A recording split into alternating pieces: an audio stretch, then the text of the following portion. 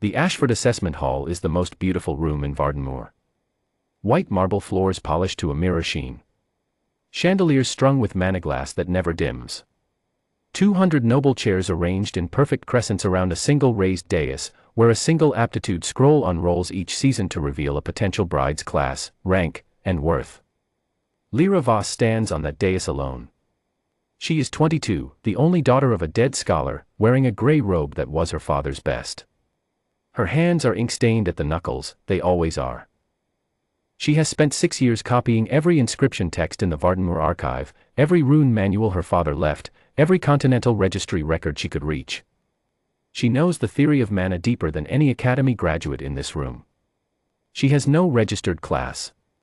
She has no aptitude scroll entry. The recorder presses the assessment seal to her palm.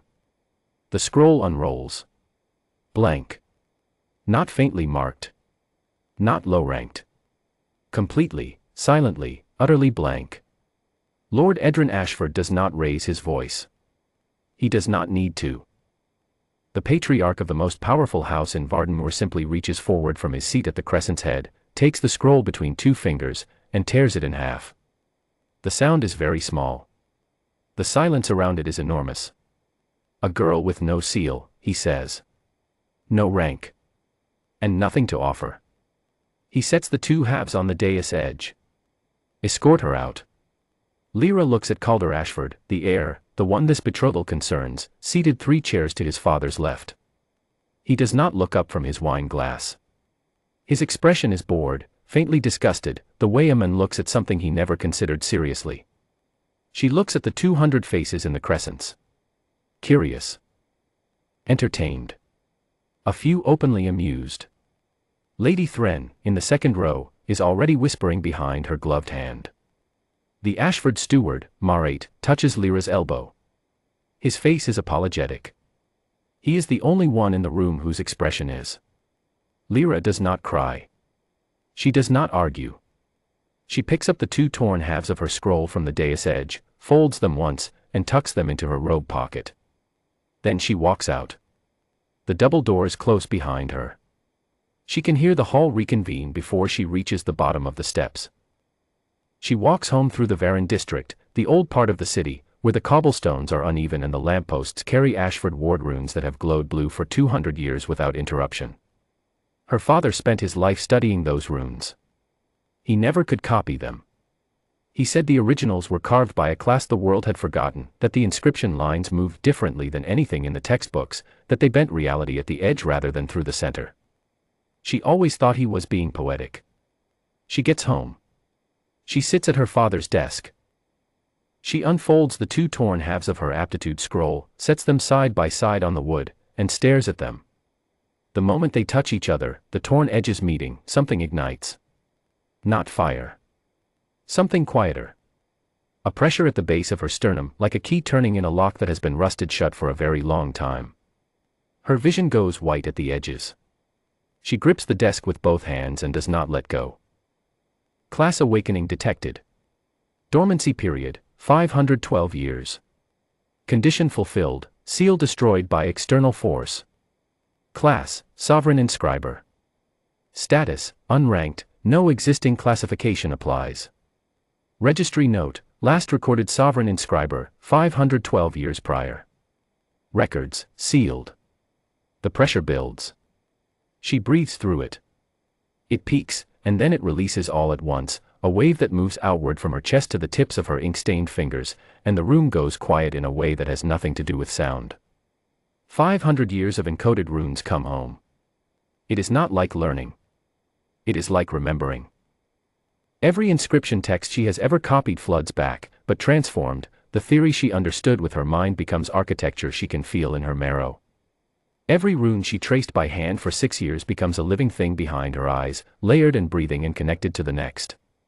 The gaps in her father's notes, the places where he wrote, mechanism unknown, or source of deviation unclear, fill themselves in, one by one, like candles lighting down a corridor. She understands, in the space of a single exhaled breath, why her father said the lines moved differently. The Ashford ward runes she has walked past her whole life were not carved by craftsmen following a known system. They were carved by a sovereign inscriber writing freehand, bending the law of mana at its root, not diverting the current but rewriting the channel itself. She is the only person alive who can read them correctly. Which means she is the only person alive who can see the flaw. She does not sleep. She sits at her father's desk and reads everything she has ever copied, and now every word of it opens like a second door behind the first one. By the time pale light comes through the window, she is not tired. She is ready. The next morning, Varan Bridge cracks. It is not a catastrophe, not yet. A 30-meter fissure splits the central arch of the oldest crossing in the city, mortar dusting down into the river below, and 300 people freeze mid-crossing as the stone groans beneath them. The Ashford Ward engineers arrive within minutes. They press their assessment tools to the structure. The tools report nothing. The runes along the bridge's supports are reading as stable. Everyone is baffled. The bridge is clearly failing, the wards say it is fine. Lyra is already there. She walks to the nearest support pillar and presses her palm flat against the stone. The Ashford Ward rune carved into it glows, faintly, automatically, recognizing her class before she even activates it. She reads it the way she reads text. Not the surface. The root. Every layer of it, back to the original inscription, back to the hand that carved it 500 years ago. And there it is, a single compounding error in the base formula, replicated across every support pillar in the bridge, building silently for decades. The kind of error that reads as stable until the pressure crosses a threshold and it reads as catastrophe.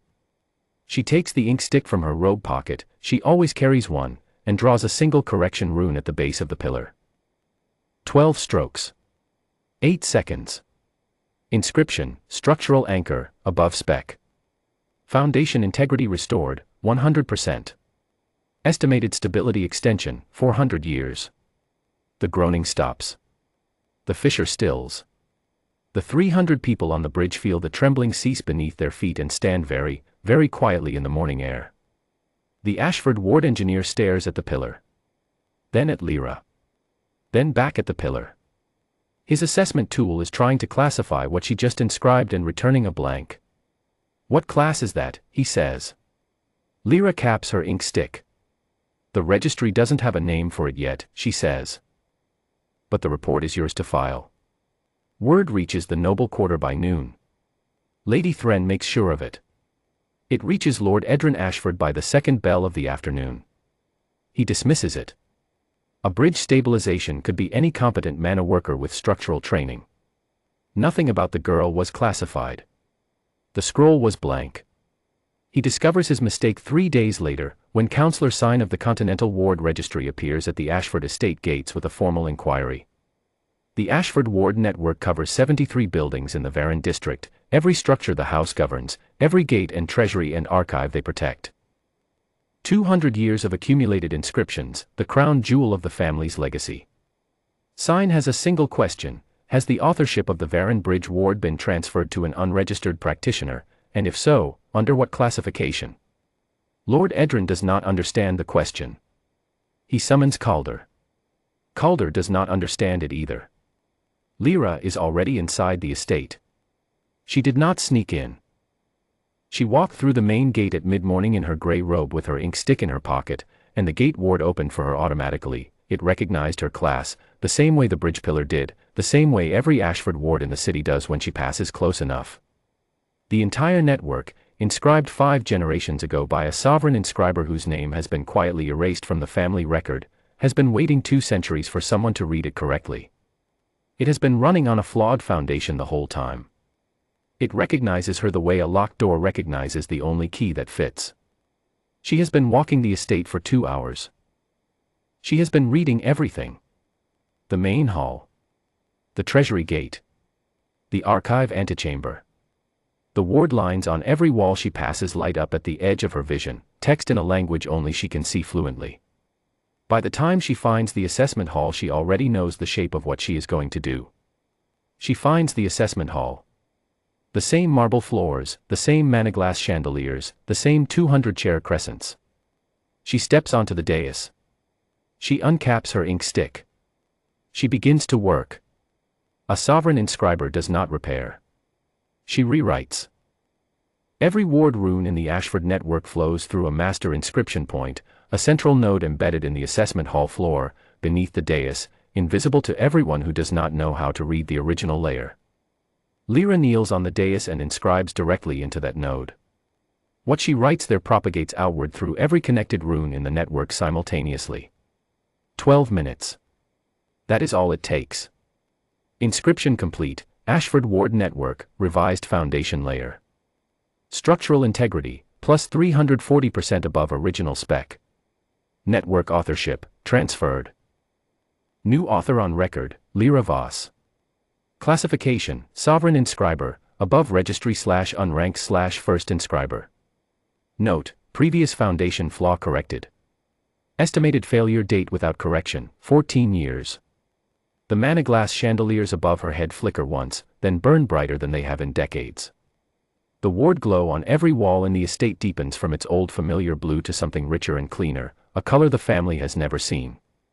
Lord Edrin Ashford walks into the assessment hall and finds Lyra Voss standing on the dais, ink stick capped, robe still gray, hands still stained. Counselor sign is 3 steps behind him with the registry documentation already open. You have 14 years of infrastructure left, Lyra says calmly. The original flaw was in the base inscription layer. The house who built this network used the correct method but made a compounding error in the anchor formula, probably in the 3rd generation of expansion, when they added the East District. It propagates. Every Ashford ward in Vardenmoor would have begun failing in sequence. She pauses. I corrected it. Lord Edrin stares at the floor beneath her feet, at the master node she inscribed, the lines of which are still softly glowing, complex and layered and unlike anything he has ever seen in a ward registry. That network, Counselor Sign says quietly, is now registered under her name. All 73 structures. Every gate, every archive, every treasury ward in the Varan district. He holds up the documentation. The Continental Registry reassigns authorship automatically on correction of a foundational flaw. The law is very old. Older than House Ashford, in fact. The hall is silent. Edrin Ashford's face goes through several stages in succession: confusion, disbelief, calculation, and then something Lyra has never seen on the face of a noble patriarch. Something that looks very much like the word too late. He looks at the dais.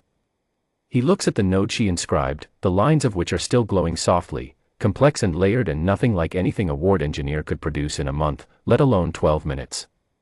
He looks at the chandeliers burning cleaner than they have in 40 years. He kneels. Not slowly. Not with ceremony. He kneels the way a man does when he understands all at once that the ground he is standing on belongs to someone else. The ward work protecting everything his family has built for 200 years, every gate, every treasury, every archive, the district itself, lives inside the inscription she made while he was still deciding whether to have her removed from the premises. She is the only person in the world who can maintain it, and they both know it. He kneels on the assessment hall floor, on the marble he polished to a mirror sheen to make her feel small 3 days ago, and he has nothing to say. For the first time in his life, Lord Edrin Ashford has nothing to say. Calder Ashford's formal letter arrives at Lyra's home the following morning. The envelope is sealed with the house crest. The handwriting on the front is careful and composed, the script of a man who has spent the night deciding how to unsay what he said 3 days ago. Lyra sets it on her father's desk. She does not open it. She picks up her ink stick instead, opens the Continental Registry ledger Counselor Sign left with her, and begins the documentation for the next survey. The Varan district ward runes glow a steady, clean blue gold outside her window, her color now, not the Ashford's. She has 6 years of inscription theory in her hands and 5 centuries of dormant class in her blood, and she has not even started yet.